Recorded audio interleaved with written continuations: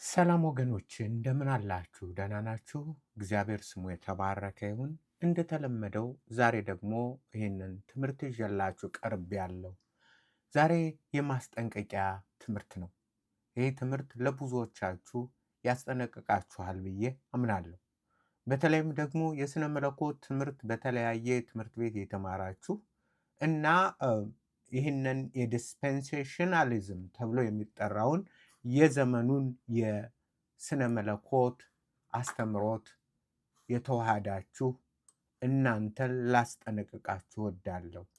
ዲስፔንሴሽናሊዝም ተብሎ የሚጠራው የቴዎሎጂ ሲስተም ሲሆን ይህም ደግሞ መጽሐፍ ቅዱስን ሊትራሊ የሚተረጉም ነው። እባብ ካለ እባብ ነው፣ ሌላ ነገር ሊሆን አይችልም። ድንጋይ ካለ ድንጋይ ነው፣ ሌላ ነገር ሊሆን አይችልም። ተራራ ካለ ተራራ ነው፣ ሌላ ነገር ሊሆን አይችልም። ሊትራሊ ማለት ያለ ነው። ሊትራሊ ማለት አንድ ቃል ሰው ነው ብሎ ካለ ሰው ነው፣ ወይም መጽሐፍ ቅዱስ የሚናገረው ሊትራሊ ነው የሚተረጎመው ብሎ የተሳሳተ አስተምሮትን ያመጣ በ18ኛው እና በ19ኛው በተለይም በእኛው ክፍለ ዘመን ትልቅ ተራራ ላይ የደረሰ የስህተት አስተምሮት ነው። እኔ በጣም ስወደው የነበረ በጣም ስከተለው የነበረ መጽሐፍን ቅዱስን ሳጠና ግን በጣም የተሳሳተና በብዙዎች ላይ መደናበርን ያመጣ ፍልስፍና ወይም ደግሞ የቴዎሎጂ መንገድ ነው። አንደኛ በአንድ ቃል ብቻ እንኳን እንትን ልለው እችላለሁ፣ ላፈርሰው እችላለሁ። ምክንያቱም መጽሐፍ ቅዱስ በጥሬ ትርጉም አይተረጎምም። እንደዛም አይሆን አለ። ላሳያችሁ። ለምሳሌ እንዲያው ልውሰድና ቴስት ላርገው ከእናንተ ጋር ሁነን መጽሐፍ ቅዱስን ተጠቅመን ቴስት እናደርገው። ዳንኤል 7ን እንውሰድ።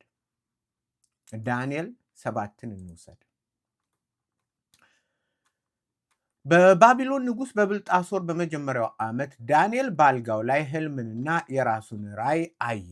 ከዚህም በኋላ ሕልሙን ጻፈ፣ ዋነኛውንም ነገር ተናገረ።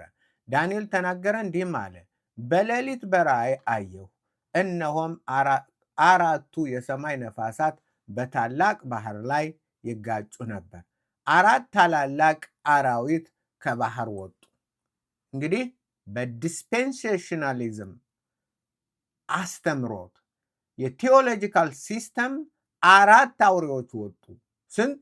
4 ትላልቅ አውሬዎች ከባህር ወጡ። ሌላ ምንም የምትለው ነገር የለም። ባህር አለ። ከባህር ውስጥ 4 አውሬዎች ይወጣሉ። እያንዳንዲቱም ልዩ ልዩ ነበረች። 4ቱም የተለያዩ ነበሩ። መጀመሪያይቱ አንበሳ ትመስል ነበር። አንበሳ ናት። በቃ የንስር ክንፍ ነበራት። አንበሳዋ የንስር ክንፍ አላት። አንበሳ ወጣ። ያ አንበሳ ደግሞ የንስር ክንፍ አለው። ክንፎቿም ከእርሷ እስኪነቀሉ ድረስ አይ ነበረ። ከምድርም ከፍ ከፍ ተደረገች። እንደ ሰው ልብ በ2 እግር እንድትቆም ተደረገች።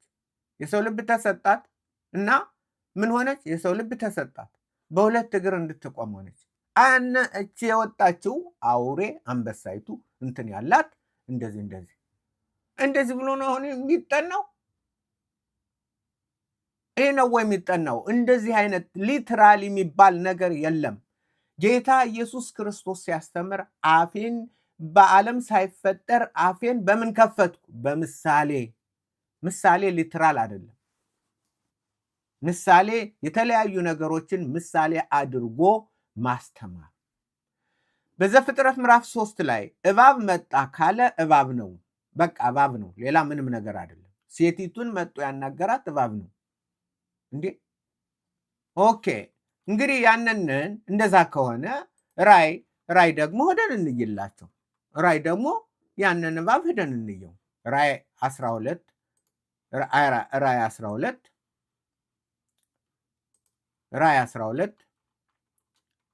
9 ዓለሙን ሁሉ የሚያስተው ዲያብሎስና ሰይጣን የሚባለው ታላቁ ዘንዶ ይሄ ዲያብሎስና ሰይጣን የሚባለው ታላቅ ዘንዶ ነው። በቃ ዘንዶ ነው። ጥሬ ነው። ጥሬ ትርጉም ያ ዘንዶ ነው ካልኩ ዘንዶ ነው። ስለዚህ ዘንዶ ነው። እርሱም የቀደመው እባብ የቀደመው እባብ ዘንዶ ነው እንዴ? የትኛው ነው የቀደመው እባብ? ሴቲቱን ያሳታት ተጣለ፣ ወደ ምድርም ተጣለ። ዲያብሎስ ሰይጣን የቀደመው እባብ ይሄ ሊትራል የሚለው የተቃወሰ የመጽሐፍ ቅዱስን እንትን ማያውቁ ዝም ብለው አፋቸው የሾለ እስክርቢቷቸው የሾለ ነው እነዚህ ዲስፔንሴሽናሊስት ተብለው የሚጠሩት እና አስተምሮታቸው ስተት ነው። በዲስፔንሴሽናሊዝም አስተምሮት ቴዎሎጂ መሰረት የቤተ ክርስቲያን ዕድሜ የሚያበቃው ቤተ ክርስቲያን የሚታየው ራእይ 1 2 3 ነው። ከ3 በኋላ 4 እና እስከ መጨረሻው ቤተ ክርስቲያን የለችም። ቤተ ክርስቲያን የለችም፣ ተነጥቃለች፣ ተወስዳለች። ከዛ በኋላ እስራኤል እንደዚህ እስራኤል ነው።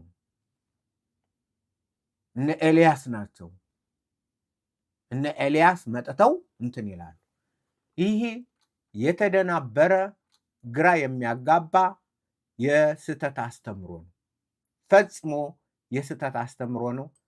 እኔ ብዙ ፓስተሮች ምናምኖች ልትናደዱ ትችላላችሁ። ይህ ፈጽሞ የተሳሳተ አስተምሮት አባቶቻችንም አላስተማሩም፣ መጽሐፍ ቅዱስም አላስተማረም። በአንደኛው ክፍለ ዘመን፣ በሁለተኛው ክፍለ ዘመን፣ በሶስተኛው ክፍለ ዘመን፣ በአራተኛው ክፍለ ዘመን የነበሩት እና አጎስቲንም እንደዚህ አይነት ትምህርት አላስተማሩም፣ አያውቁም። ይህ የተሳሳተ ነው። ጊዜንም ይላል እኮ ምን ይላል መሰላችሁ? ዲስፔንሴሽናሊዝም ምን ይላል መሰላችሁ? dispensation or periods during which God deals with humanity in distinct way በተለያየ ጊዜ ከሰዎች ጋር እግዚአብሔር የተለያየ ታሪካዊ ክስተቶችን በማድረግ ልክ የመከራ ዘመን፣ የእንትን ዘመን፣ የ1000 ዓመት የምናምን ዘመን፣ የዚህ ዘመን እያለ ከፋፍሎ በተለያየ ሁኔታ ያስቀምጣል። ቸርች ትነጠቃለች ብሎ እንደዚህ ታሪክን በተለያየ ሁኔታ በቁጥር ወክሎ የሚያወመጣ የተሳሳተ ትምህርት ነው። በምዕራቡ ዓለም አሁንም ገኗል። ይህንን የሚቃወም ትምህርት ወደፊት አዘጋጃለሁ። እኛ ማወቅ ያለብን መጽሐፍ ቅዱስ የሚለውን እንደ መጽሐፍ ቅዱስ ነው። መጽሐፍ ቅዱስ እንደሚለው ነው መማር ያለብን፣ ማወቅ ያለብን። ስለዚህ የዚህ የዘመኑ የዲስፔንሴሽናሊዝም አስተምሮት የተሳሳተ ነው። እዚህ ላይ የሚናገረው ሁለቱ ምስክሮች ኤልያስና ሙሴ አይደሉም። ቸርች እስከ መጨረሻው ድረስ አለች። በቃ በመጽሐፈ ራእይ እስከ መጨረሻው ሰዓት እስከ 22 ልክ ተደምድሞ ቅዱሳን ቦታቸውን እስኪይዙ ድረስ እስከዛ ድረስ ቤተ ክርስቲያን ትዘልቃለች። ራእይ በሙሉ የቤተ ክርስቲያን እንትን ነው፣ መጽሐፍ ነው በሙሉ። ራእይ በሙሉ ከሀስከፐ ከመጀመሪያው እስከ መጨረሻው ድረስ ቤተ ክርስቲያንን የሚጠቅስ ቤተ ክርስቲያንን በተለያየ መልኩ የሚያቀርብ መጽሐፍ ነው። ስለዚህ ይሄ መጀመሪያ የምናየው መጽሐፈ ራእይ ምዕራፍ 11 ምዕራፍ 12 ጠቅላላ የሚናገረው ስለ ቤተ ክርስቲያን ነው። ቤተ ክርስቲያን ሲባል ደግሞ ምን ማለት ነው? እስራኤል ትቀራለች? እስራኤል ዋና ናት። በቤተ ክርስቲያን ውስጥ ቅዱሳን አይሁዶች ወንድሞቻችን፣ አይሁዶች ወገኖች ከኛ ጋር አብረው ነው ያሉት። ቅሬታ ተብለው የተጠሩት እነሱ ናቸው። ቅሬታዎች ይድናሉ። ስለዚህ እኛ ከነሱ ጋር አብረን ነው። ቤተ ክርስቲያን የሚባለው አይሁድና ማን ነው? አይሁድና ክርስቲያን አንድ ላይ ነው። ልክ ጳውሎስ እያለ ቤተ ክርስቲያን እንደተባለችው አሁንም ጳውሎስን የሚመስሉ አሉ። ልክ ዮሐንስ እያለ ቤተ ክርስቲያን እንደተባለችው አሁንም ዮሐንሶች አሉ።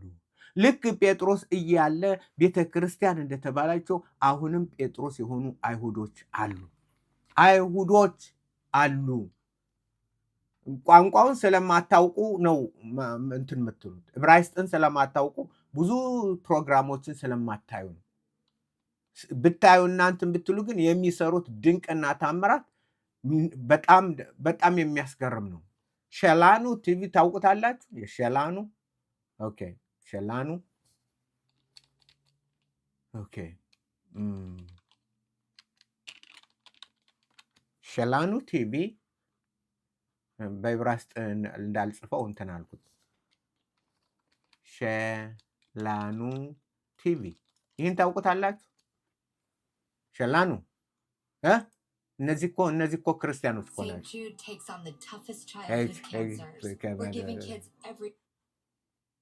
ሸላኑ ቲቪ ይባላል። ይሄ እንዴት ወደ ኢየሱስ መጣው? እነዚህ አይሁዶች ናቸው። ሸላኑ ላይ እንትን የሚሉት አይሁዶች ናቸው። አይሁዶች ሸላኑ ምን የሚባለው ቲቪ ማንን ነው እንትን የሚለው? አይሁዶችን። ምንድን ነው ይሄ? ይሄው and sisters in the faith, right here from my hometown, my own backyard. You can hear the jets in the air and the wind is blowing right here in the small village of Yad Hashmona in the mountains of Israel's capital city. Yad Hashmona በካፒታል ሲቲ አይሁዶች ናቸው። እነዚህ አይሁዶች ነው። ሸላኑ የነሱ የክርስቲያኖች ቲቪ ነው። ሸላኑ ተብሎ የሚጠራው የክርስቲያኖች ቲቪ ነው። በቃ ብዙ ምስክርነት የሽዋ ይሄው እየጠራ ነው እኮ ይሄ እየጮኸ አይሁዶች እኔ ክርስቲያን ነኝ፣ መሲያኒክ ነኝ፣ ከእንትን የወጣሁ ነኝ፣ አብረን እንስራ ሸላኑ ይላል። ይሄው ሸላኑ ዕብራይስጥም አብዛኛው በዕብራይስጥ ነው። ይሄ እነሱ ነው። አይሁዶች ከኛ ጋር ክርስቲያኖች ናቸው አይደሉም ልትለኝ ከሆነ ያ ነው ትልቁ ችግር። እነዚህ የዲስፔንሴሽናሊዝም የሚባሉ አይሁዶችን እንትን አይሏቸው። እኔ ለምሳሌ እሄዳለሁ አብሬ ቅዳሜ ወርሽፕ ሻባት ሰርቪስ ወርሽፕ አረጋለሁ እና ምን ልታረገኝ ነው? ከወንድሞች ከአይሁዶች ጋር ነው እንትን የምለው። ሰን ኦፍ ዳቪድ ኮንግሪጌሽን ይሄ እኔ የምሄድበት ነው። ይሄው በጣም የተወደደ ወንድም ነው። ይሄ አገልጋይ በጣም የተወደደ ወንድም ነው። ከነዚህ ጋር ነው አብረ የምዘምረው። ሲሆን የኔን አሳያችኋለሁ። አንዴ እዚህ ውስጥ ነው የምዘምረው። ይሄው እንትናቸው ይሄ ነው። እነዚህ ክርስቲያኖች ናቸው። እነሱ ጋር ነው ወርሺፕ የማደርገው። ሻባት ሰርቪስ ሲኖረኝ ከነሱ ጋር ሰርቪስ አደርጋለሁ። በአይሁድ እንዘምራለን፣ እንትን እንላለን። ስለዚህ አይሁዶች በሄዱበት ሁሉ አሉ። ግን ምንድን ነው ይህ አስተምሮቱ የእነሱን መኖር ስለካደ እነሱን ልክ እግዚአብሔር እንደጣላቸው እንደተዋቸው እስራኤል የሚባልን ነገር የለም ነው የሚሉት። ይህ የተሳሳተ ነው፣ ፍጹም የተሳሳተ ነው፣ አደገኛም ነው፣ ፈጽሞ አደገኛ ነው። ስለዚህ አስተዋዮች ልትሆኑ ይገባል።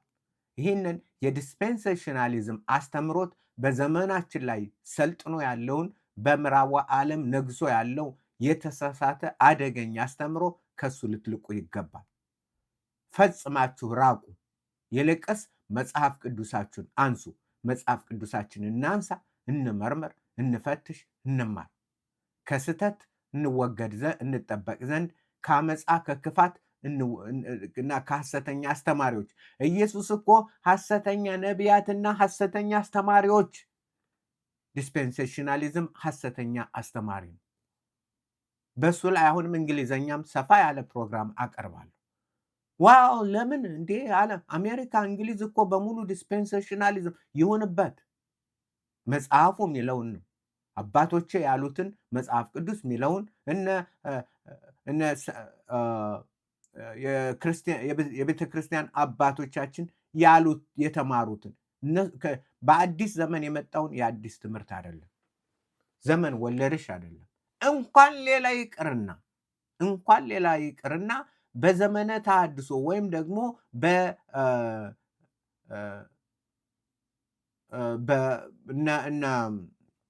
እነ ማርቲን ሉተር እነዚህ የተነሱትን እነሱን እንኳን እንመረምራለን። አዎ ጥሩ ስራ ሰርተዋል። አዎ ብዙ ሶላዎች መጽሐፍ ቅዱስ ሶላዎችን እነዚህን በመጽሐፍ ቅዱስ እንድናተኮር አድርገዋል። ግን ስህተት ቢኖር ዝም ብለን እንቀበለዋለን? እንፈትሻለን፣ እናያለን፣ እንማራለን። ዲክሽነሪያችን መጽሐፍ ቅዱስ ነው። ማብራሪያችን መጽሐፍ ቅዱስ ነው። የጥንትን መሰረታችን መጽሐፍ ቅዱስ ነው። በመጽሐፍ ቅዱስ ላይ ሁነን እንመረምራለን። ስለዚህ ይሄ ኤልያስና ሙሴ ይመጣሉ የሚለው ፈጽሞ የተሳሳተ ነው። ኤልያስና ሙሴ ከእንግዲህ ወዲህ አይመጡም። ጌታ ይመጣል። እኛ በመጨረሻ በመከራው እናልፋለን እስከ መጨረሻው። ስለዚህ ከዛሬ ጀምሮ ምዕራፍ 11 ምዕራፍ 12 እኛን አድርጋችሁ ውሰዱ። ቤተ ክርስቲያን አይሁዶችንም የአይሁዶች እኛንም ሁሉንም አሕዛብንም አንድ ላይ አድርጉ የሚይዝ ቤተ ክርስቲያን ብላችሁ ያዙ። ይህንን ሰፋ አድርጌ ወደፊት አብራራለሁ። ግን አንድ ነገር ልላችሁ፣ ከዲስፔንሴሽናሊዝም ራቁ። በቃ መጽሐፍ ቅዱሳችሁ ብቻ የእውቀት ሶርሳችሁ፣ የጥበብ ሶርሳችሁ በመጽሐፍ ቅዱስ ተመ በዚህ ዘመን እንዲሆናል በዛ ዘመን እንዲሆናል አይደለም። አንቀበለው። በመጨረሻው ምን እንደሚሆን ኢየሱስ አስቀምጦልናል። በመጨረሻው ምን እንደሚሆን ነቢያት አስቀምጠውልናል። በመጨረሻው ዘመን ምን እንደሚሆን ሐዋርያት አባቶቻችን አስቀምጠዋል። በመጽሐፍ ቅዱስ መንፈስ ቅዱስ በገለጠላቸው መሰረት በመጨረሻው ዘመን ምን እንደሚሆን እንትን ብለዋል። መጨረሻው መለያችን ምንድን ነው? መጽሐፍ ቅዱስ ነው። የያዘ አስተምሮት ነው። ለመጨረሻው ዘመን መለያችን መጽሐፍ ቅዱስ ያለው የመጽሐፍ ቅዱስ መረጃ ነው። ይሄ ነው ምላችሁ። ጌታ ኢየሱስ በነገር ሁሉ ይባርካችሁ። በሌላ ፕሮግራም እስክንገናኝ የእግዚአብሔር አብ ፍቅር፣ የጌታ ኢየሱስ ክርስቶስ ጸጋ፣ የመንፈስ ቅዱስ ኅብረትና አንድነት ከእናንተ ጋር ይሁን። ደህና ሁኑ።